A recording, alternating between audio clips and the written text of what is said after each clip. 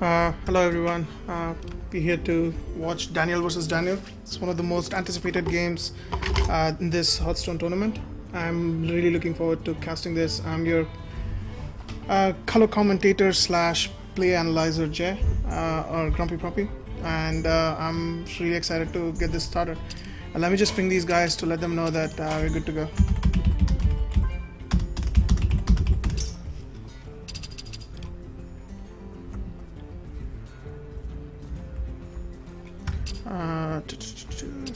Let's just open up the stream to make sure everything is alright.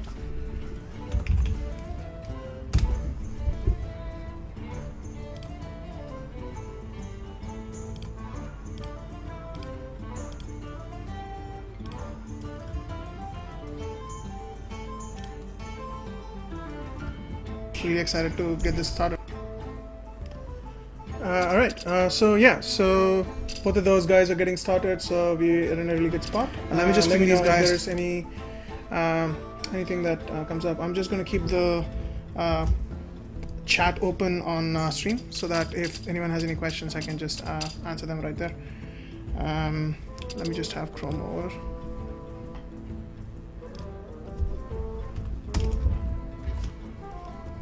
I'm just going to mute this right here. Oh yeah, cool. So they're both preparing to battle friends.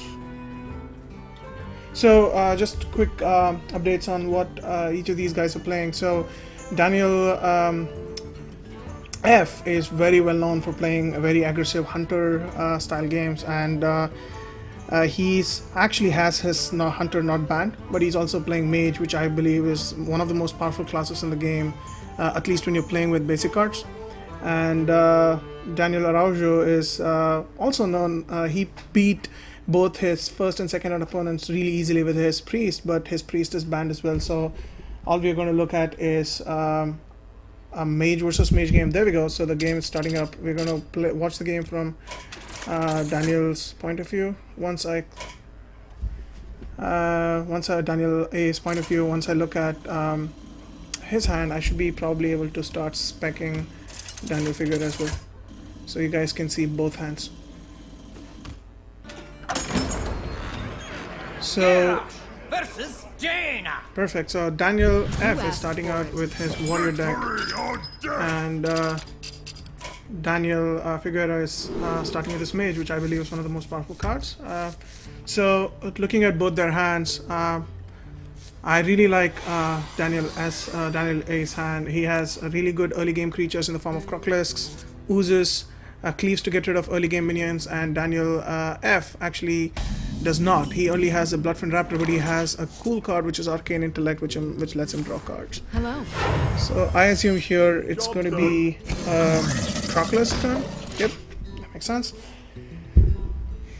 And Daniel draws his second cards, which makes all of my previous comments obsolete because he has two decent cards. But the one thing to note is Daniel A has two Cleaves. So we just refer them by their play names now. So DanSal and Playerino. Playerino is Daniel F, DanSal is Daniel A. So DanSal has a pretty good hand. DanF has to play the 3-2 Raptor, which dies to the 2-3 Crocolisk on board, and it does. It's going to play out the Ooze here. So the Ooze is a pretty cool battle cry which destroys your opponent's weapon, but Daniel F or Playerino is playing a mage, which is a class which does not have any weapons. So this turn DanSal has taken the tempo with the creature on board. Now Playerino has to figure out if he actually needs to clear this creature, which is a 3-2, which can do 3 damage every turn, for 2 turns at least, by playing a 3-2 of his own, or go for Arcane Intellect and draw some cards to get to that stage. But so far it looks like Daniel F or Playerino is actually going to just play the Raptor.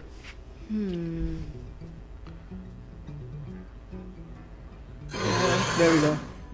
So that's an optimal play, but he has that's a suboptimal play, but he has floated 1 mana. But now with DanSal's hand, he actually picked up a Heroic Strike, which is a pretty cool card, which gives you a hero +4 attack this turn, which means without a weapon, the warrior would have 4 attack and can just kill the 3/2. But it looks like he's mousing over the shield block, which gets him 5 armor and helps him draw a card. He's going to go... So he has 3 mana as well, so that's one thing to remember. Okay, I'm a little surprised by that, but I think he's going to play... Yeah, that makes sense. Because if Daniel had not gone face with that, if Playerino had played another card or plays another card, DanSal can easily clear both of those with his cleave. But we know that from his hand, Playerino has terrible cards which are all late game cards or burn cards which actually just do damage to your opponents. So he might not want to play that.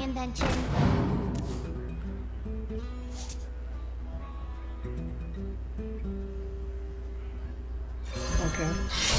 People are saying that things are frozen. Let me just look at the... No, I'm getting 30 FPS. It should be fine.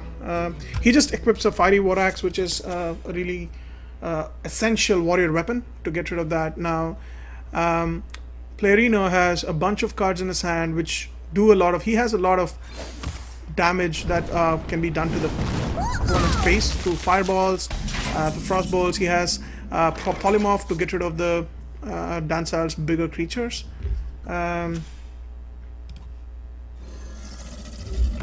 Okay, so he's going to go with a pretty cool play here. So he plays the Crocolisk, which is a 2/3, and he buffs it using the Shattered Sun Cleric, which is a 3/2 that gives the friendly minion +1/+1. So the 2/3 Crocolisk essentially becomes plus 3/4 Crocolisk. He also had a pretty cool turn where he could have played a Warsong Commander and charged his Crocolisk, but he did not want to take that route.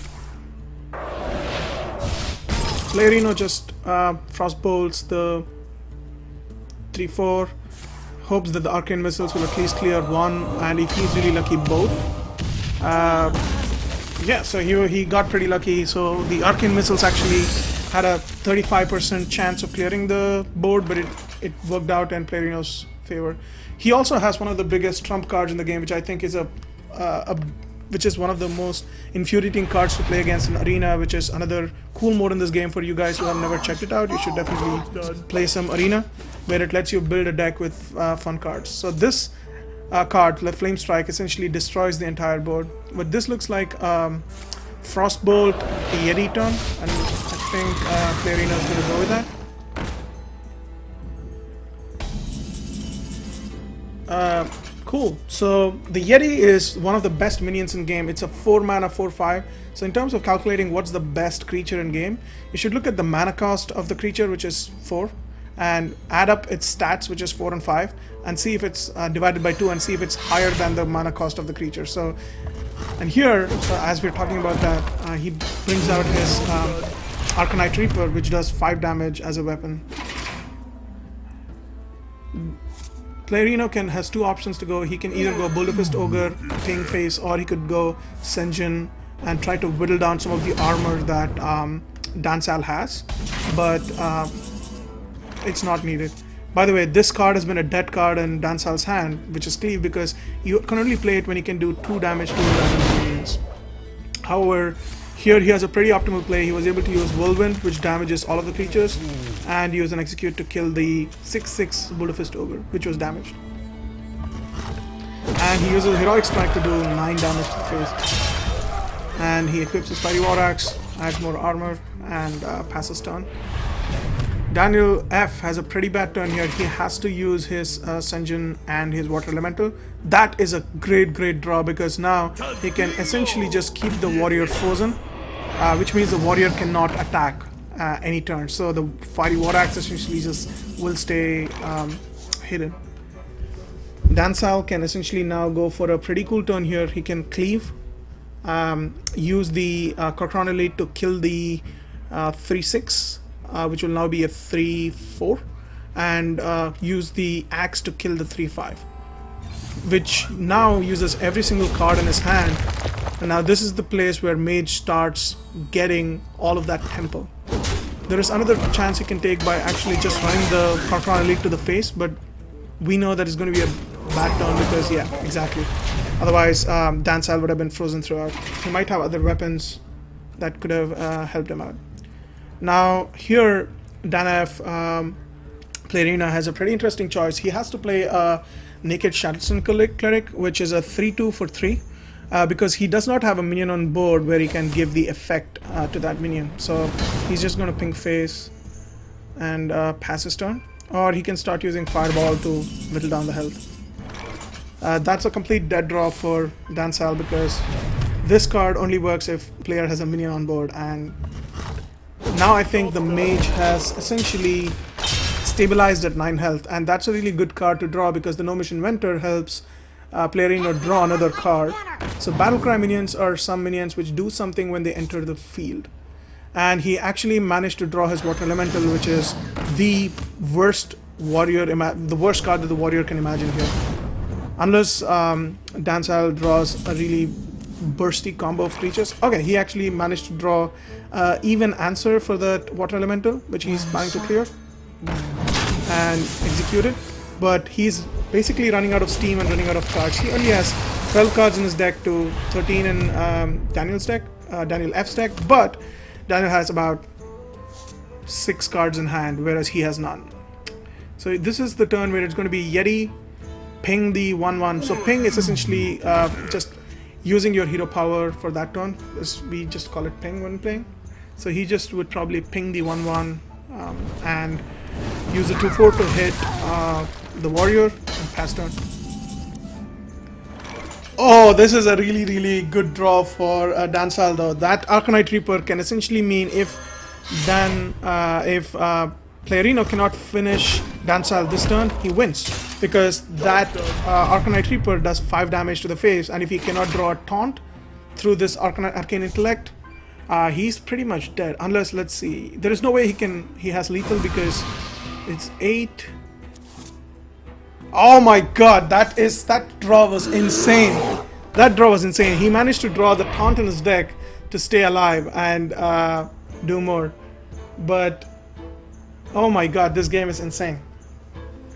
Playerino still has, he can still buff that 3/3 to a bigger 4/4, but it still dies to the Arcanite Reaper anyway.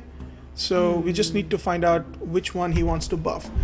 My thought is he wants to buff the 2/4 or the 6/7. We must cleanse the sun so that he has a more durable creature on board that can keep doing more damage every turn. So is there a way he can clear it? Not really. Oh my, this is going to be crazy because now DanSal has to do 4 damage, but he has to get through this taunt creature, which means he has to attack into the creature first to kill it before killing the hero, which is the mage Jaina.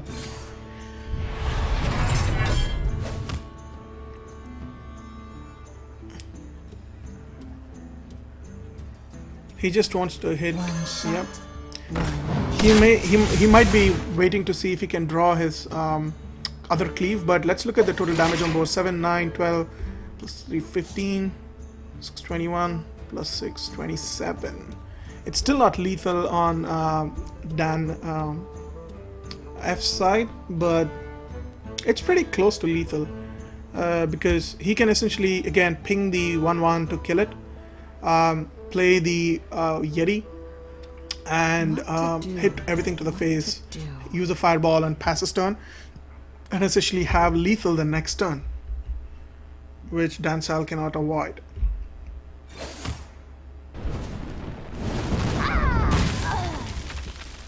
The question here is whether he's going to start using his spells, which are fireballs which do more damage because now the armor is gone, or does he still hold on to them waiting for that perfect lethal moment. The process here is trying to play the Yeti and fireball the face. Is he going to fireball the face? Okay, he's going to Arcane Intellect. Arcane Missiles instead, which now it does not do any... It's supposed to do 3 random damage to any... 1 damage to... or 3 random damage, whereas now... okay.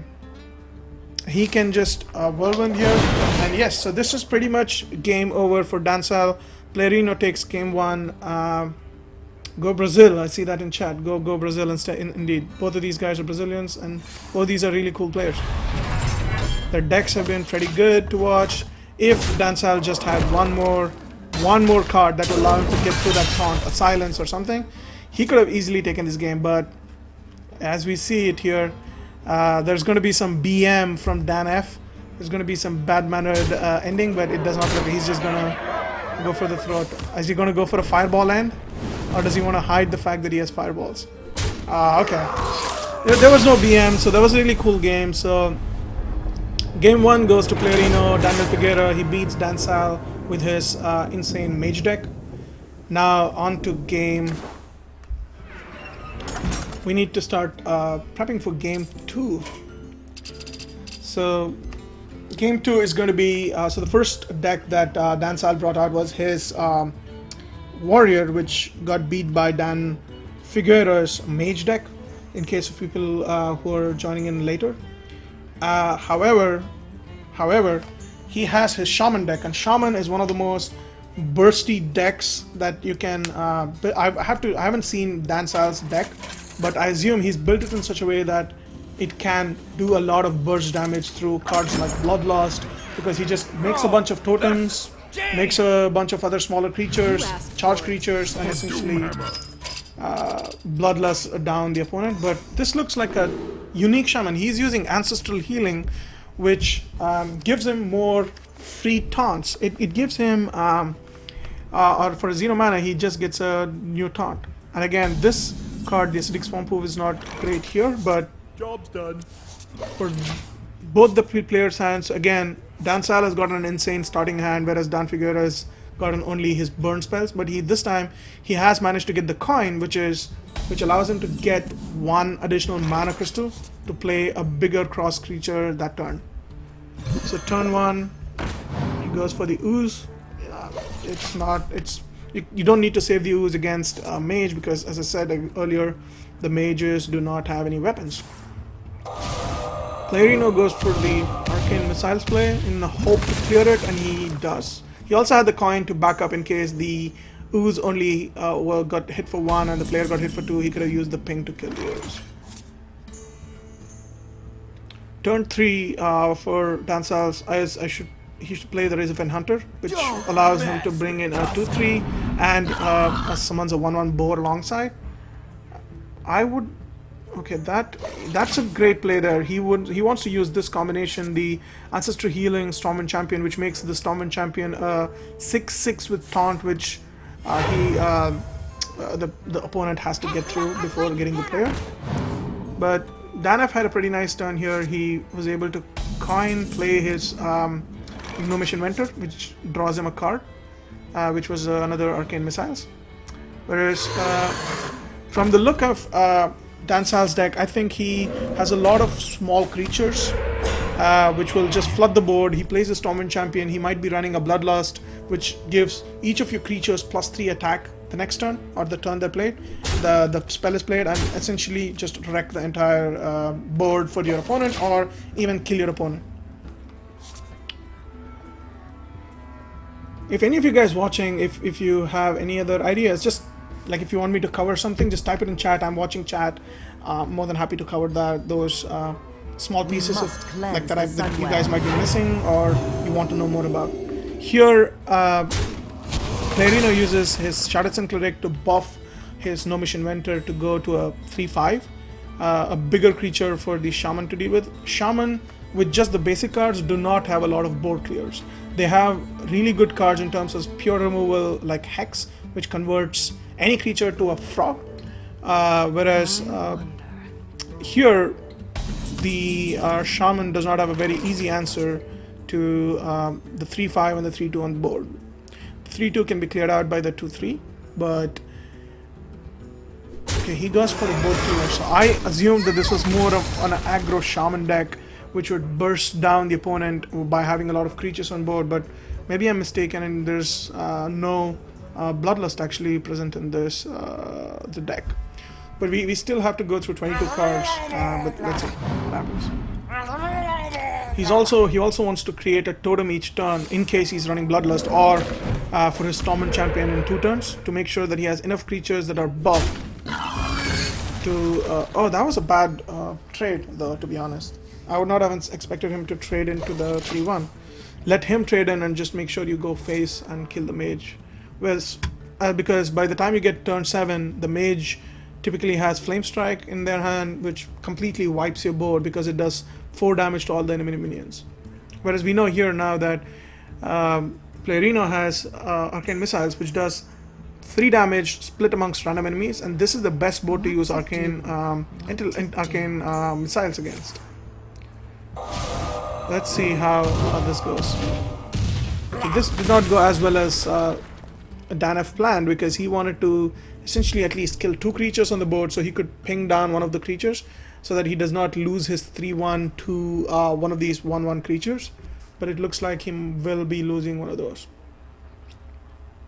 He can also play the 3-2 Acidic Swampoof, or try to draw cards for an answer.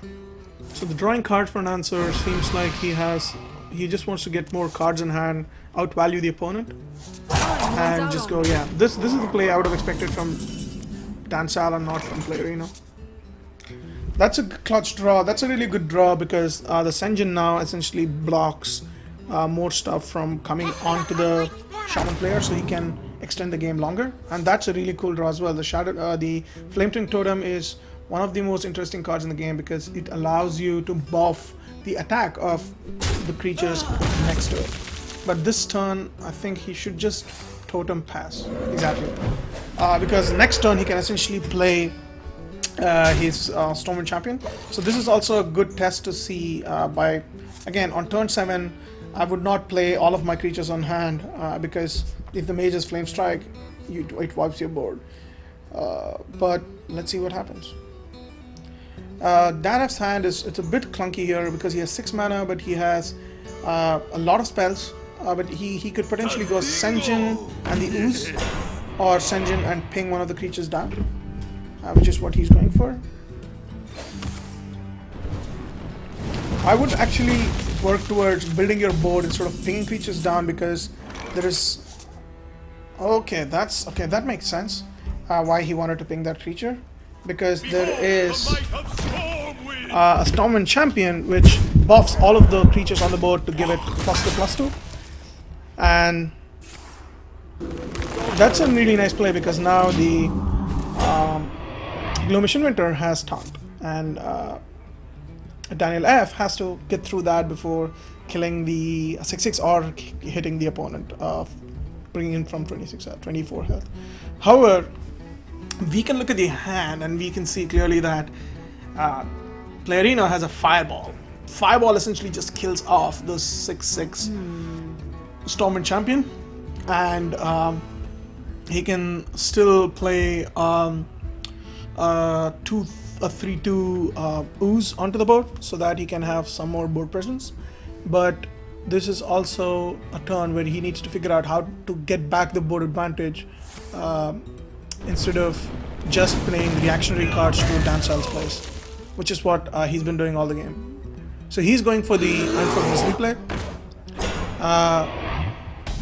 The Ironfur Grizzly now essentially dies for free because he can play the Flamethrower Totem and the Frostwood Warlord afterwards. Okay. Great, and he rolled the right totem because now with this totem, the creature which was at a 4/1, the Gloomish Inventor, will now get healed by 1 because the Shaman can roll 4 kinds of totems. So it says summon a random totem. So it can be any of these 4 totems. It can be a healing totem, a taunt totem, spell power totem, or I forget the 4th. Oh my god. Or a searing totem, which is just a 1/1. However, now you can also see he also has a Frostwood Warlord which gains +1/+1 for each minion on the battlefield. So this is a great turn for DanF to use his Flame Strike to bring down the board to just having the Yeti. Otherwise, he's going to start getting beat down by the Shaman right here. We saw him hovering over that Flame Strike. Let's see what happens. By the way, again, chat, if you guys have anything at all that you want me to cover, or if you think I can improve upon, I would love to get that feedback as well, because I'm trying to do this. I want to do this for the finals as well. Cool. Kate just posted a really fun tidbit on chat. Figueira is Portuguese for fig tree, the deadliest of the trees.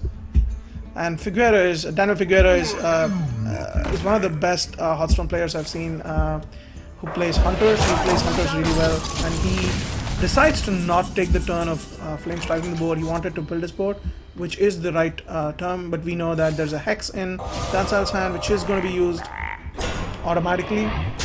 And then clear the board, go for the face, drop one of your... he could potentially go for the 1, 2, 3, 3 plus 4, a 7/7 Frostwood Warlord, but he wants to. He's playing the greed. He's playing the greed game because he essentially wants to make sure he gets the biggest Frostwood Warlord possible, which is a 10/10 Frostwood Warlord. It's because you can at the most have 7 minions on the board, and yeah, so DanF goes for the play where he essentially clears everything DanSal had painstakingly built over the last 4 turns with just that one card, which infuriates me so much, Flame Strike. So we were right in assuming that this is a Bloodlust deck, so he wants to put a bunch of creatures on board, Bloodlust, and just go face. Okay, so that is not the totem he really wanted. He ideally would have wanted the Healing Totem or the Searing Totem because that helps him buff up his attacks. Now, Daniel can... Again, by Daniel again, that was a pretty good point that it won't get, it's not gonna get old because both of these guys are Daniels. But Playerino or DanF essentially has a choice of pinging the 3/1, fireballing the other 3/5, and playing his own Shield Master. But looks like he's just going to go for the board. He wants to just build a bigger board so that he can take care of all of these creatures that DanSal keeps throwing out. Which is pretty much the right attitude to go with, because there is no way DanF wins from here if if DanSal gets a big Frostwood Warlord, and if Playerino does not draw his Hex. I'm sorry, Playerino is the mage, his Polymorph. So Polymorph is mage's version of the Hex. So the Hex turns the creature into a 0/1 frog, and the Polymorph turns the creature into a 1/1 sheep. So there we go. So this was the plan. This was the play he should have made last turn, but nonetheless, never too late. So he just goes for. He hits the 3/2, 3/5 with his 3/5. Now his 3/5 or 3/2 now gets healed to a 3/3, whereas that 3/2 remains the same, but it trades the same no matter. The good news for DanSal here is there is no. Oh, okay, I spoke too soon. I did not look at the hand. There is a Polymorph in hand. It's going to be used pretty much instantly to take care of the huge creature. He's going to clear the board up really nice. Take care of the sheep with his ping, with his hero power. Use the Yeti to clear up the 3/3.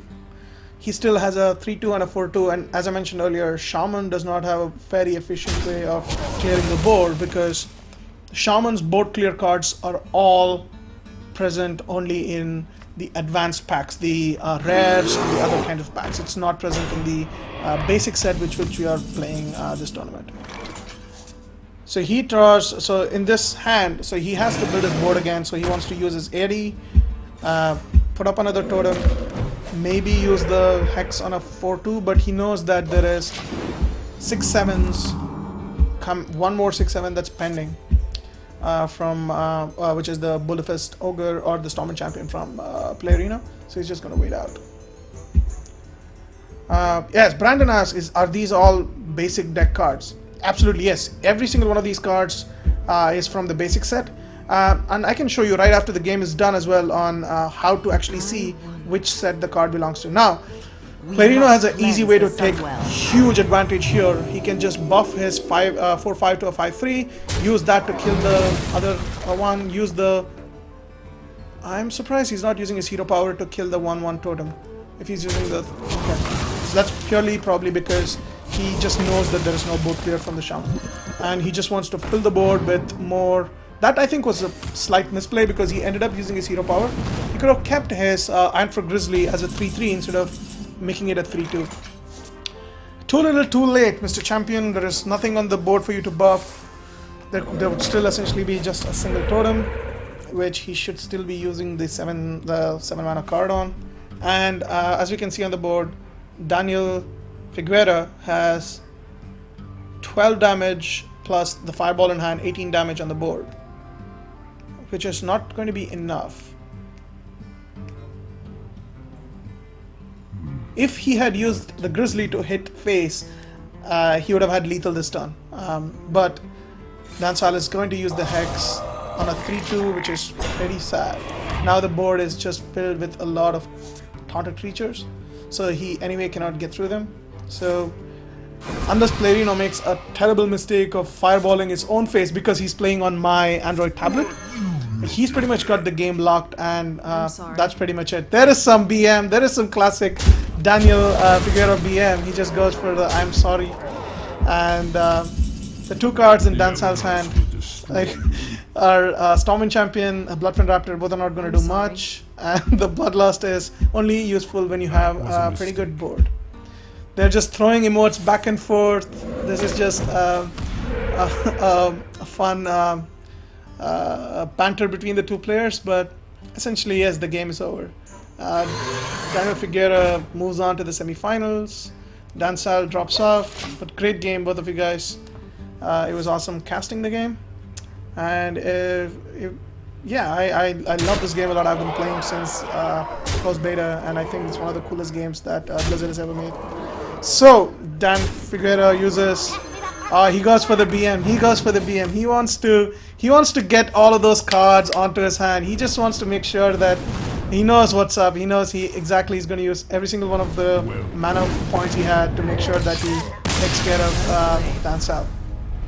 There we go. Go Victory. Go Daniel Figueira. Now you can't blame me by saying that you lost or you would potentially lose due to playing on a tablet. However, so since Brandon asked, so any of you guys, whenever you need to go into your collection, you can just go into your collection, click on this little tab over here which says All Sets, click on that, and then choose the basic set. So because I've been playing the game for a long time, I have a huge bunch of cards, but if I just want to see all of the basic cards, I just click on this basic set, and for each of the class, I'll be able to see what the basic cards are. So we have 9 classes and common cards, so you should be able to see all of them right here. But yeah, this was a pretty cool game, and as Kevin mentions, Mage is too strong. Mage is the most OP class in the game, and congratulations to Daniel Figueira for wrapping this up, moving into the semifinals, and making sure that he's in the money. He's been in the money for the last round as well. But yes, so this wraps up the tournament for DanSal. Very well played. Let's make sure that you can now cast some of these games with me as well, Daniel, so that yeah, we have more fun. It's not just me talking into a microphone sitting at home, but we can do this at work. Yeah, really cool game. Really fun casting this for you guys. This will be uploaded on YouTube. Obviously, it's gonna stay there. And if you have anything, let me know in the comments, and we can have a more lively conversation going. And this is GrumpyPuppy signing off. Have a good evening.